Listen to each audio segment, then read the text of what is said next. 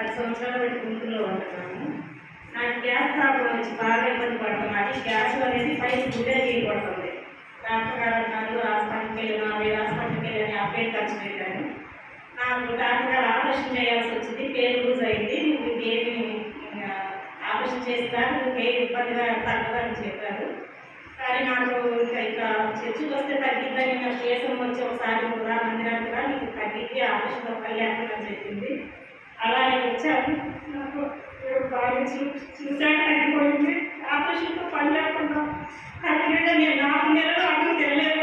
తెల్లాడుకొని బతికాను. పోరాటం అంటే నేను 4 నెలలు నరకం పక్కన చచ్చిపోవాలనుకున్నాను.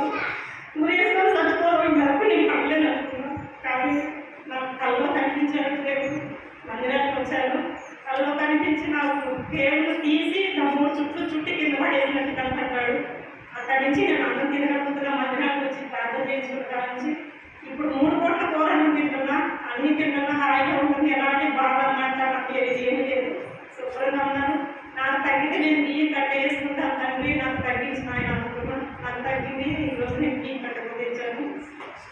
గట్టిగా చెప్పలేదు.